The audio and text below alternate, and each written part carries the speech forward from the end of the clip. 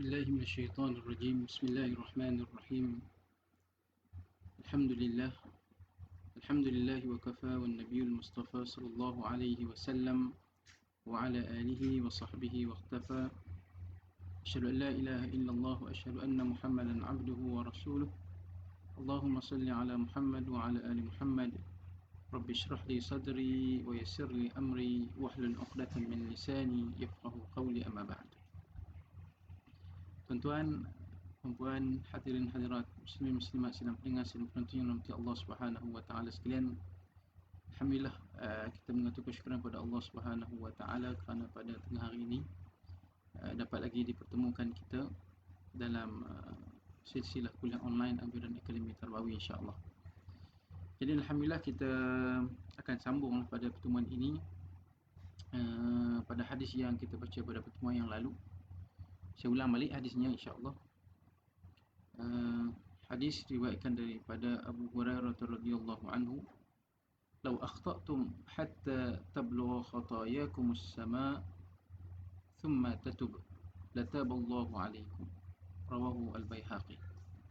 Yang bermaksud, "Law akhta'tum," seandainya kamu melakukan perbuatan dosa sehingga dosa-dosamu mencapai setinggi langit, hatta tablugha khatayakum as-sama', sehingga kesalahan-kesalahan dosa-dosa itu kita kata terlalu banyak sampai setinggi langit. Thumma tatub, Nabi SAW sebut, kemudian kamu bertaubat kepada Allah Subhanahu wa taala, lataballahu 'alaikum, niscaya Allah Subhanahu wa taala akan mengampunkan ataupun menerima taubatmu. Hadis riwayat Al-Baihaqi. Alhamdulillah, pada pertemuan yang lalu kita dah menyebut hikmah tarbawiyah yang pertama, dan pada hari ini insya-Allah kita tengok kepada hikmah tarbawiyah yang kedua, insya-Allah. Yang kedua. Hikmah tarbawiyah yang kedua, insya-Allah. Okey. Saya kira suara saya clear sebab hari ini saya bersiaran di kampung. Jadi latar belakangkan rumah lama lah, kan? Jadi insya-Allah saya mengharapkan suara saya didengari lah dan sebagainya, insya-Allah. Okey, insya-Allah pada kali ini kita akan teruskan hikmah tarbawiyah yang kedua daripada hadis yang kita bacakan tadi. Seandainya kamu melakukan perbuatan dosa sehingga dosa-dosamu mencapai setinggi langit, kemudian kamu bertaubat kepada Allah Subhanahu wa taala, nescaya Allah Subhanahu wa taala akan mengampunkan dosa-dosamu ataupun menerima taubat. Hikmah tarbiyah yang kedua yang saya nak sebut pada pertemuan yang ataupun kali ini adalah bagaimana kita nak membangunkan kecaknaan ataupun kepekaan jiwa kita untuk sentiasa bertaubat kepada Allah Subhanahu wa taala. Bagaimana kita nak bagi diri kita ini sentiasa sedar, sentiasa tahu, sentiasa lakukan ataupun sentiasa kita melakukan taubat itu kepada Allah Subhanahu wa taala, kan? Okay, disebut di sini taubat dan istighfar merupakan jalan yang paling efektif untuk menghapuskan dosa yang sudah menggunung. Sebab tu saya sebut pada pertemuan yang lalu, dan juga kita akan sentiasa sebut benda ini. Dalam Islam tidak ada jalan yang tidak ada kita kata perkara yang tak boleh selesai. Semua perkara dalam Islam boleh diselesaikan. Dan hatta kalau seorang itu buat kesalahan yang besar mana pun, sebesar mana pun, setinggi mana pun, sebanyak mana pun, di sana ada pintu keluar, ada jalan keluar bagi seseorang itu. Apakah jalan keluarnya? Yang kita sebutkan tadi adalah taubat dan istighfar merupakan jalan yang paling efektif bagi orang yang melakukan dosa, walaupun dosanya kita kata segunung ataupun kita kata setinggi langit dan sebagainya. Kerana apa? Kerana ada kata-kata hikmah, ada satu kata-kata hikmah yang berbunyi, tidak ada istilah dosa kecil kalau dilakukan berulang-ulang. Tidak ada istilah dosa kecil kalau berlaku berulang-ulang. Kalau seorang itu buat dosa kecil berulang-ulang, itu bagi sepatutnya bagi dia, orang kata tidak ada dosa kecil, istilah dosa kecil. Bila dia buat dosa kecil ni, maksudnya dia berdosa. Dan sebab tu dia tidak ada istilah dosa kecil kalau dilakukan berulang-ulang, kerap kali, berulang-ulang dan sebagainya. Dan Tidak ada dosa besar selama pelakunya mahu beristighfar kepada Allah Subhanahu wa taala. Tidak ada istilah dosa besar selagi mana seseorang itu mahu bertaubat, selagi mana seorang itu mahu beristighfar, selagi mana seorang itu mahu untuk mengakui kesilapan-kesilapannya kepada Allah Subhanahu wa taala. Ya. Jadi istilahnya apa? Tak ada istilah dosa besar kalau dia nak bertaubat. Tak ada istilah kita kata dosa yang tidak boleh dimaafkan, kan? Kalau dia nak kepada istighfar, bertaubat kepada Allah Subhanahu wa taala. Ini satu kata kita hikmah yang kita kata kita boleh ambil lah, kan? Tidak ada kita kata dosa-dosa, istilah dosa besar sekiranya seseorang itu mahu beristighfar ataupun mahu bertaubat kepada Allah Subhanahu wa taala. Maksudnya insya-Allah dosa besar mana pun, menggunung tinggi mana pun, insya-Allah di sana ada kita kata pengampunan daripada Allah Subhanahu wa taala. Tapi ada syarat-syaratnya lah. Kita akan tengok nanti selepas insya-Allah. Oleh kerana itu, berdasarkan kita kata hadis yang kita bacakan tadi, kemudian kamu bertaubat, thumma tatub. Nabi SAW menyebut thumma tatub. Kemudian kamu bertaubat kepada Allah Subhanahu wa taala. Jika perlu meningkatkan kepekaan jiwa kita agar sentiasa kembali dan bertaubat kepada Allah Subhanahu wa taala, meskipun dosa kita itu kecil ataupun dosa itu kita kata besar ataupun mengunung, dengan menempuh ataupun dengan kita mencari beberapa situasi-situasi ataupun suasana-suasana berikut.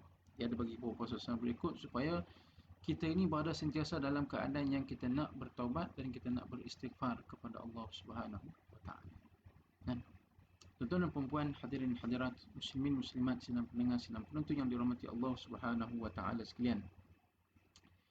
Jadi kita tengok, kan, bila seorang itu nak kondisi dirinya, nak situasi dirinya ini sentiasa berada dalam keadaan beristighfar, keadaan bertaubat kepada Allah Subhanahu wa taala, maka dia nak kena usaha untuk duduk dalam beberapa keadaan dan beberapa situasi yang disenaraikan di sini. Ada 1, 2, 3, 4 situasi, kan? InsyaAllah kita tengok situasi yang pertama. Berangin sikit di kampung ni, kan. Angin menang. Semula saya nak buat di bendang belakang, tapi melihat kepada keadaan di luar sana terlalu panas, dia tak mampu untuk saya duduk di tengah panas, jadi saya duduk dalam rumah, kan. Ini di kampung ni sebelah belakang sana tu dia ada bendang. Ada bendang ataupun kita panggil, orang luar panggil sawah padi lah, insyaAllah. Okey, kita kembali kepada kita kata perkongsian kita. Bila mana seorang itu nak kita kata berada dalam suasana-suasana istighfar, suasana-suasana taubat, maka dia nak kena cari beberapa keadaan-keadaan berikut. Okey, yang pertama adalah dia berkumpul dengan orang-orang yang sentiasa bertaubat kepada Allah Subhanahu wa taala agar kita ataupun agar dia memiliki kepekaan jiwa seperti yang mereka miliki. Maksudnya kita nak kena cari orang yang kita kata yang baik-baik, orang yang akhlaknya baik, orang yang sentiasa memperingati perkara-perkara yang positif, yang mendatangkan pahala, yang menjemput pahala dan sebagainya, kan? Dan menceritakan kesalahan ini tak perlu dilakukan dan sebagainya. Jadi kita cari kawan-kawan yang baik. Kawan-kawan yang baik ni kawan-kawan yang sentiasa memperingati kita. Ataupun kalau disebut sini, kita berada dengan orang-orang yang sentiasa bertaubat kepada Allah Subhanahu wa taala agar kita memiliki kepekaan mereka, agar kita juga terkesan dengan caknanya mereka kepada istighfar dan juga taubat kepada Allah Subhanahu wa taala. Ya, maksudnya kita tumpang. Kita ni tak terang mana pun, kita kawan-kawan baik, kita tumpang berkat, tumpang kita kata kebaikan-kebaikan mereka, kan? Jadi bila kita kawan dengan orang yang baik, insya-Allah kita dapat tumpang kebaikan-kebaikan mereka. Di antaranya adalah mereka ni mungkin selalu beristighfar, selalu pesan-memesan, selalu bertaubat, selalu membicarakan berkaitan dengan perkara-perkara yang positif dan sebagainya. Duduklah bersama-sama orang yang bertaubat, kerana sesungguhnya mereka mempunyai hati yang lembut. Duduklah bersama dengan orang-orang yang sentiasa ataupun selalu bertaubat, kerana sesungguhnya mereka mempunyai hati-hati yang lembut. Bila orang sentiasa bertaubat, istighfar, berzikir, mengakui kesilapan, sudah pastilah hati mereka hati yang lembut. Bila sebut hati yang lembut ni, kita kata bukannya dia lemah, bukannya dia senang-senang dibuli dan sebagainya.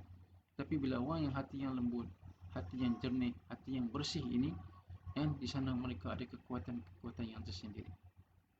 Kekuatan-kekuatan mereka ni kekuatan yang kadang-kadang luar batasan pemikiran kita, kan. Sebab tu kita takut, kadang-kadang bukan kita takutlah, kita berhati-hati dengan orang-orang yang alim ini, kan, kerana mereka mengetahui, wallahu alam, mungkin Allah beri ilham kepada mereka dan sebagainya. Tapi kita ni tak tahu mana, jadi kita berkawan dengan mereka, paling kurang kita dapat tumpang kebaikan mereka, dapat tumpang ilmu-ilmu mereka, dan dapat tumpang aura-aura mungkin di situ, aura positifnya di situ, mereka sentiasa bertaubat, berzikir, beristighfar kepada Allah Subhanahu Wa Taala. Sebab tu disebutlah di sini dalam disebut oleh Sayyidina Umar Al-Khattab. Ayat tadi disebut oleh Sayyidina Umar Al-Khattab. Duduklah bersama orang-orang yang bertaubat kerana sesungguhnya mereka mempunyai hati yang lembut. Ya, Sayyidina Umar pun kalau melihat kepada sejarah sirahnya, orang yang sangat tegas, orang yang sangat kita kata garang, kan. Tapi bila mendengar ayat Al-Quran Al-Karim bersama-sama dengan orang-orang yang beriman, bersama-sama dengan Rasulullah SAW, maka hati dia menjadi lembut. Tapi hatinya lembut, cuma semangatnya semangat yang sangat hebat. Kekuatan yang sangat mantap, kan. Jadi dikatakan di situ, walaupun kita sebut tadi hatinya lembut, tapi tidak semestinya badannya juga lembut, tak. Bila hati lembut disusuli dengan semangat dan kuat, dan sebenarnya insya-Allah Allah bagi kekuatan kepada seseorang itu, insya-Allah. Jadi itu yang pertama, iaitu kita bersama-sama dengan orang yang sentiasa bertaubat kepada Allah Subhanahu Wa Taala, bersama-sama dengan orang yang sentiasa melakukan kebaikan, bersama-sama dengan orang yang sentiasa nak kepada benda-benda yang baik. Okey, itu yang pertama. Kemudian yang kedua, kita nak pastikan kita ni dalam kondisi yang ataupun suasana yang baik, suasana yang istighfar ini. Yang kedua adalah kita mendekatkan diri kita dengan anak-anak yatim, mencurahkan kasih sayang kepada mereka, membelai dan mengusap kepala mereka dengan penuh kasih sayang, dengan penuh mahabbah, mawaddah. Di mana Rasulullah SAW bersabda kepada seorang sahabat, Nabi SAW berkata kepada seorang sahabat, satu hadis Nabi SAW, apakah kamu ingin hatimu menjadi lembut dan mampu memenuhi keperluanmu? Maka sahabat tersebut mengatakan, iyalah, kan, kita, apakah kamu ingin hatimu menjadi lembut dan mampu memenuhi apa-apa keperluanmu? Maka sahabat itu kata, ya, nak, kan.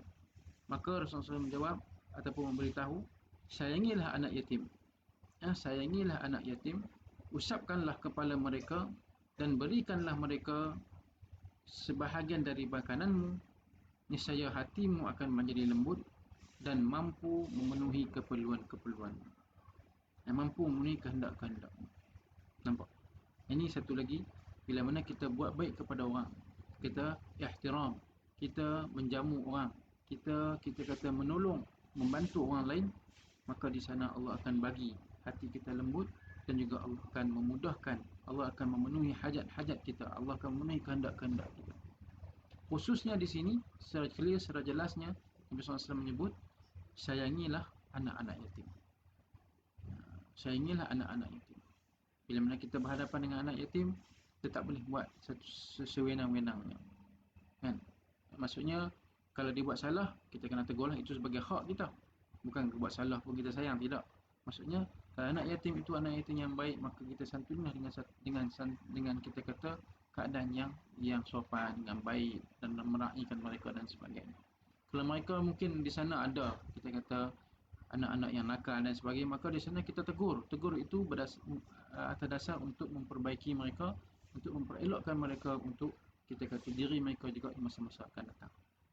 Kalau kita biarkan, maka satu benda yang tidak baik, sebab kita telah membiarkan maksiat ataupun kesalahan-kesalahan itu berlaku di depan mata kita, kan. Jadi cuma di sini nak sebutkan, Nabi nak sebut, sayangilah anak-anak yatim, berilah makanan kepada mereka, berilah keperluan-keperluan mereka, niscaya Allah Subhanahu Wa Taala akan melembutkan hati kamu, dan juga Allah Subhanahu Wa Taala akan memenuhi hajat-hajat dan keperluan-keperluan dan kehendak-kehendak kamu. Sebab tu kadang-kadang kita melihat, Bila kita kata kita bersedekah, kita berinfak, kita membantu, kita menolong orang lain ini, ia merupakan satu uh, kita nak sebut apa istilah, timbal balik yang sangat-sangat baik. Sangat-sangat baik. Saya nak menceritakan, bila mana kita membantu seseorang, bila mana kita membantu sesiapa sahaja, insya-Allah Allah Subhanahu Wa Taala akan memberi balas balik kepada kita. Walaupun kita bantu tu bukannya kita nak mengharapkan Allah bagi balik, tak. Kita membantu. Tapi sebenarnya bila kita bantu, misalnya insya-Allah Allah akan menghantarkan balik rezeki itu kepada kita, sama ada kita kata secara kita kata direct ataupun secara cepat ataupun secara mungkin akan ditangguhkan dan sebagainya. Tapi pasti saya yakin dan percaya bila kita tolong orang, pasti satu hari kita memerlukan, orang akan menolong kita balik seperti mana kita tolong orang. Kan? Itu nak katakan bila kita mendekatkan diri kita dengan orang-orang yang memerlukan, orang-orang yang berhajat ini, maka Allah melembutkan hati kita dan Allah memberi keperluan, memenuhi keperluan dan hajat-hajat kita. Kan? Bila kita gitu, kita dalam keadaan yang baik lah, dalam suasana yang baik, kita melakukan kebaikan-kebaikan dan sebagainya. Kan? Bila kita melihat kalau anak yatim yang susah pula kita bantu, Masya Allah, lagilah kita kata dah dia ada anak yatim dan dia merupakan susah pula atau fakir, miskin pula, maka lagi-lagilah perlu untuk kita nak kita kata membantu dan sebagainya. Ada juga kita melihat anak-anak yatim yang kaya, dan bagaimana keadaan mereka. Begitu juga bila mereka anak yatim, walaupun mereka kaya, kita nak kena menyentuhnya mereka. Menyentuhnya mereka bukan kerana harta yang ada pada mereka, tetapi menyentuhnya mereka kerana Nabi SAW sebut, sayangilah anak-anak yatim. Sayangilah anak-anak yatim dan usaplah kepala mereka dan berikanlah mereka sebahagian daripada makanan. Jadi kita kongsi, tak rugi tuan-tuan dan puan-puan. Banyaklah kisah-kisah yang renti berlaku diri saya pada mungkin orang lain ataupun sedang pendengar sekalian, kan, yang kita dengar, yang kita pernah alami dan sebagainya.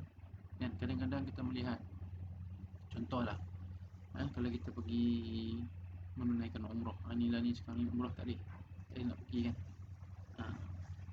Kalau kita pergi umrah ni, Allahu Akbar, kadang-kadang orang yang datang kepada kita tu kita tak tahu siapa. Memang kita tak kenal pun. Maksudnya kita tak tahu siapa yang Allah Subhanahu Wa Taala hantar tu. Adakah benar-benar dia memerlukan bantuan kita ataupun sebagai satu ujian kepada kita. Dia mai minta duit, dia mai minta makanan. Kan? Kadang-kadang kita tak tahu Allah nak hantar siapa. Tapi kita pergi sana, kita tunaikanlah. Siapa mai keadaan dia macam mana pun, kalau dia berhajat duit, kita bagi. Sekadar kita ada lah. Kan? Kalau dia memerlukan makanan, kita beli, kita bagi makan.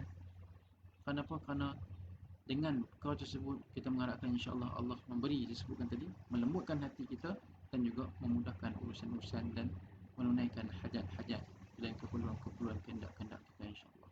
Kan? Saya ingatlah kan, bila kita pergi ke sana selalu kita pesan kepada jemaah, kalau datang orang minta sedekah ni, jangan tak bagi walaupun 1 riyal. Bagi. Kenapa? Kerana itu mungkin Allah nak menguji kita dan juga mungkin juga Allah nak bagi, lebih bagi, nak tengok setakat mana kita memiliki rezeki yang Allah berikan, setakat mana kita nak berkongsi dengan Allah. Ya, bagi. InsyaAllah di sana Allah akan balas balik. Bila masa wallahu a'lam. Ya, mungkin dengan anak-anak berjaya, mungkin dengan perniagaan yang berjaya, mungkin dengan kita kata hidup tenang, hidup selesa, hidup kita kata hubungan suami isteri, hubungan saudara mara, ibu ayah dan sebagainya menjadi baik dan sebagainya. Itu juga merupakan rezeki yang perlu kita faham, insya-Allah. Okay, itu yang kedua. Kemudian kita nak kena buat baik pada orang lain, khususnya di sini adalah kita kata anak yatim, insya-Allah. Okay, kemudian yang ketiga, bila mana kita nak berhajat kepada suasana-suasana yang membawakan kita sentiasa bertaubat, beristighfar kepada Allah Subhanahu Wa Taala. Yang ketiga adalah disebut di sini, kita nak kena seringkali membayangkan kematian dan juga darul akhirah, kampung akhirat, dengan kita memperbanyakkan zikrul maut, ataupun disebut di sini juga dengan kita memperbanyakkan ziarah kubur. Orang kata ingat mati ni macam mana Ustaz? Bukan duduk saja duduk ingat, tak. Maksudnya kita buat apa pun kita ingat, kalau aku buat ni, aku mati ni, apa yang aku dapat. Kan? Kalau aku tengah makan ni, makan yang aku makan ni halal ke haram, kalau aku makan, aku mati seketika itu, apa yang nasib aku. Kalau aku bekerja ni kerja yang halal ke haram? Kalau aku kerja tengah-tengah kerja ni mati, apakah balasannya aku dapat? Kan? Semualah perkara-perkara yang kita nak buat, kita kena memikirkan darul akhir, balasan kita di akhirat kelak. Memikirkan kita kata kematian kita, nasib kita, sama ada nasib kita yang baik ataupun nasib kita yang buruk. Kan? Semalam saya membaca bersama kawan-kawan lah surah kita kata Abasa wa Tawalla. Kita tengok 5 ayat yang terakhir mana Allah Subhanahu Wa Taala menyebut berkaitan dengan kita kata bila mana seorang kita kata mafhumnya orang-orang yang kita kata diberi nikmat ini, mereka dalam keadaan yang kita kata senyum, suka, gembira. Kan? Manakala orang-orang yang ingkar ini, mereka di saat berlakunya hari kiamat itu mereka akan rasa keluh kesah, gelisah, takut, gerun, bersalah macam-macam. Kan? Jadi kita nak kena mungkinkan begitulah, kita mengharapkan sama ada kita orang kata apa, kematian kita tu kematian yang kita mengharapkan kematian yang husnul khatimah, keadaan yang baik. Kan? Bila kita buat apa pun kita fikir dulu. Zikrul maut ni ingat mati ni bukan duk ingat kubur dah, kan. Itu salah satulah. Tapi kita ingat bila kita buat satu perkara ni menguntungkan kita di akhirat ataupun tidak. Merugikan ke ataupun menguntungkan. Kalau merugikan tinggal, kalau menguntungkan kita buat. Dan itu maksudnya zikrul maut, ataupun disebutkan juga di sini adalah memperbanyakkan ziarah kubur. Bila kita ziarah kubur, kita tahulah, oh inilah tempat kita nanti. Kok manapun, cara bagaimanapun, inilah tempat kita nanti. Di mana akan kita duduk, macam itulah keadaan bila mana dah habis nyawa kita diambil, maka tempat yang macam itulah yang kita akan duduk. Harta banyak mana pun, juta ke, ribuan juta ke, jutaan juta ke dan sebagainya, tak memberi manfaat apa-apa, melainkan kita kata benda itu dapat kepada waris-waris kita. Kan? Rumah yang besar ke, kereta yang banyak ke, semua dapat kepada waris-waris. Waris-waris bahagi pula, faraid pula. Kan? Kalau baik adik-beradik, alhamdulillah selesai dengan baik. Tapi kalau ada kita kata hubungan yang tidak baik, maka berlaku pula perkelahian dan sebagainya. Itu yang kita tak mahu. Jadi kita mengharapkan insya-Allah bila kita ziarah kubur ni, kita dapat memahami, dapat kita kata menilai apa yang perlu kita buat balik sebenarnya dan apa yang perlu kita tinggalkan sebenarnya. Yang kita perlu buat balik adalah amal-amal soleh kita, kerja-kerja buat baik kita, dan apa yang mata kita tengok, apa yang kita cakap, apa yang tangan kita buat, apa yang kita pergi, apa yang kita kata kerjaan kita, apa yang kita makan, apa yang kita minum, kan, ibadah kita bagaimana, dan sebagainya. Itu nak katakan itu yang kita nak buat balik bertemu Allah Subhanahu Wa Taala. Kan? Allah tak tanya dalam kubur nanti ataupun di akhirat nanti berapa bagi kereta kita ada, berapa besar rumah kita ada, berapa banyak duit kita, tak akan tanya. Tapi Allah nak tengok amalan-amalan dan juga kita kata perbuatan-perbuatan baik kita yang kita lakukan. Kan? Tapi kalau kita buat benda-benda yang tidak baik, maka ada di sana balasan-balasan yang sepatutnya. Kan? Apa yang kita nak tinggal? Yang kita tinggal yang kita dah ada ni. Kan? Hatta baju yang kita pakai hari ni pun, kalau baju kita RM2 yang kita tinggal. Kalau RM200 yang kita tinggal. Jam kita, kan? Kalau jam kita RM15 RM15, jam kita RM15,000 kita tinggal. Jadi semua benda tu menyebabkan kita ini mengingati apa yang perlu kita bawa balik dan apa yang perlu yang kita tinggalkan. Dan yang kita tinggal tu bagaimana dalam keadaan yang elok ke tak elok ke dan sebagainya. Jadi nak katakan yang ketiga ini adalah kita nak kena sentiasa mengingati mati dan juga sentiasa menziarahi kubur. Di mana Rasulullah SAW bersabda dalam satu hadis, dulu aku pernah melarang kamu menziarahi kubur, sekarang ziarahlah kerana hal itu mampu mengingatkanmu kepada akhirat. Ini hadis berkaitan dengan larangan Rasulullah SAW bagi wanita untuk menziarahi kubur. Tapi hari ini dah dibenarkan untuk menziarahi kubur. Tapi kita nak ziarah kubur tu kita kena ada adabnya lah. Kan? Hari ini semua tempat kita pegang benda ni. Dan di rumah pun kita pegang, di pejabat pun kita pegang, dalam tandas pun orang pegang lah ni. Kan? Di tengah makan pun orang pegang. Tak mana lagi. Tidak ada tempat yang orang tidak ada pegang telefon. Ada tak tempat yang tak ada pegang telefon? Tak ada. Semuanya tempat orang pegang telefon. Sehinggakan tersebut di tempat kita kata tanah kuburan pun ada. Boleh selfie pun. Selfie di atas kubur. Maksudnya mungkin ayah dia mati, mungkin ayah tidaklah, mungkin pak saudara, mungkin siapa-siapa kawan dan sebagainya selfie. Mungkin kalau ambil gambar tu mungkin cerita lain sikit lah. Tapi selfie ni seolah-olah macam Wallahualam kan. Itu pergi tunjuk pula dalam Facebook, hantar grup-grup dan sebagainya. Jadi bukan kata benda tu tak boleh, tapi adabnya kita rasa adab yang tidak baik. Yang tidak baik. Kalau nak ambil gambar, ambil betul-betul. Sebagai satu kenangan ke dan sebagainya, tak apalah. Jadi itu kita nak katakan bahawa ziarah kubur dan juga zikrul maut ini satu perkara yang perlu untuk kita letakkan dalam diri kita supaya kita sentiasa dalam keadaan yang kondisi yang bertaubat, yang bersifat kepada Allah Subhanahu Wa Taala. Dengan banyak mengingati akhirat, hati seorang Muslim akan memiliki kepekaan terhadap terhadap setiap dosa yang akan dan telah dilakukan sehingga mendorong untuk cepat-cepat bertaubat. Jadi bila kita ingat mati dan kita sentiasa menziarahi kubur, maka kita tahu dah dosa aku banyak, aku nak kena bertaubat. Kesalahan aku banyak, aku nak kena minta maaf. Banyak benda yang aku buat, aku nak kita kata mohon maaf kepada orang-orang sekian-sekian dan sebagainya. Jadi itu perkara yang perlu untuk kita laksanakan, untuk kita lakukan dalam kehidupan kita. Yang ketiga, manakala yang keempat, yang terakhir, kita nak duduk ataupun kita nak merasai kondisi kita sentiasa dalam istighfar dan bertaubat. Bagaimana? Yang keempat, situasinya memperbanyakkan zikir, memperbanyakkan zikrullah, mengingati Allah Subhanahu Wa Taala. Zikrullah berfungsi menjauhkan seseorang diri daripada kemaksiatan dan mencepatkan taubat kepada Allah Subhanahu Wa Taala apabila ia terlanjur melakukan kemaksiatan dan dosa.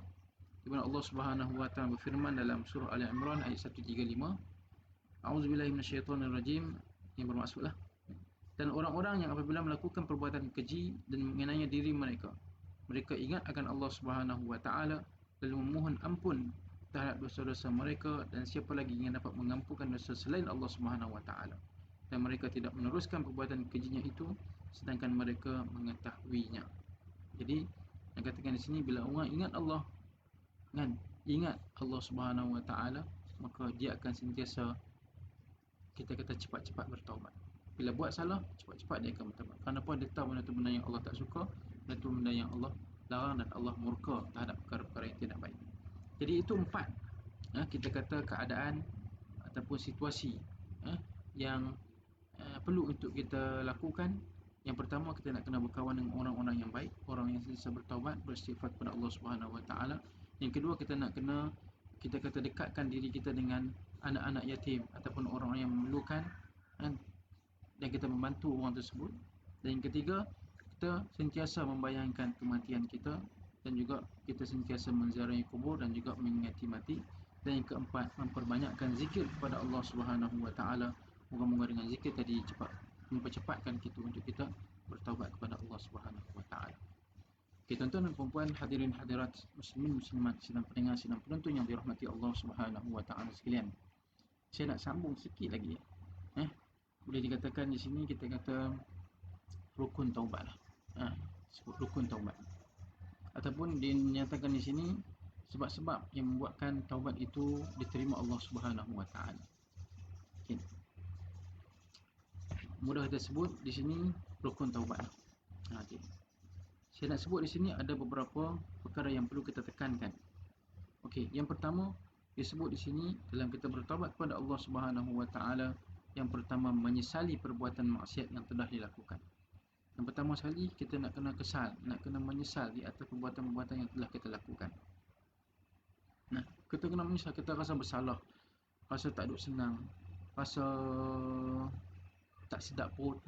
Ni mudah kita kata bila kita buat salah dan kita tahu kesalahan tu kesalahan yang memang besar, kita kata ketat dada, tak sedap perut, duduk tak diam, macam-macam lah istilah orang ni kan. Maksudnya di itu kita nak kena menyesali di atas perbuatan maksiat dosa yang telah kita lakukan. Itu yang pertama. Kemudian yang kedua adalah meninggalkan perbuatan maksiat secara konkret. Meninggalkan perbuatan maksiat itu secara total. Yang kedua, taubat, rukun yang kedua adalah meninggalkan maksiat tersebut ataupun dosa tersebut, perbuatan keji tersebut secara total. Dia tinggal terus. Maksud dia berazam untuk meninggal terus perbuatan-perbuatan tersebut. Kalau kita kata contoh seorang itu dia berzina, dia memang tekad untuk tinggal terus perbuatan zina tersebut. Contoh dia minum arak, dia tinggal terus perbuatan minum arak tersebut. Dan lain-lain lah. Maksudnya di situ dia berazam sungguh-sungguh untuk meninggalkan perbuatan maksiat secara total. Itu yang kedua. Yang ketiga, dia bertekad untuk tidak mengulangi kemaksiatan di masa akan datang. Maksudnya dalam masa yang sama juga dia bertekad dan berazam tak mau untuk ulang lah. Tadi dia tinggal, ni dia berazam sungguh-sungguh pula, tekad sungguh-sungguh untuk tak mau mengulangi lagi kesilapan tersebut. Tak mau untuk mengulangi lagi kesalahan maksiat dosa tersebut. Okey. Kalau kesalahan kita berkenaan dengan hak-hak manusia, maka harus ditambah rukun yang berikutnya. Okay. Hak tadi 1, 2, 3 tu menyesal, meninggalkan perbuatan, bertekad berazam untuk tidak mengulangi. Okay, ini dosa kita dengan Allah Subhanahu Wa Taala sahaja. Dan manakala kalau kita ada dosa kita dengan manusia, maka ditambah lagi satu rukun, iaitu rukun yang keempat, iaitu meminta maaf dan mengembalikan hak yang kita telah ambil secara batil kepada orang yang pernah kita menzalimi, agar taubat kita diterima Allah Subhanahu Wa Taala. Hak pertama, kita minta maaf. Hak kedua, bila kita ambil barang dia, kita nak kena kembalikan balik barang tersebut. Barulah kita kata taubat kita itu diterima Allah Subhanahu Wa Taala.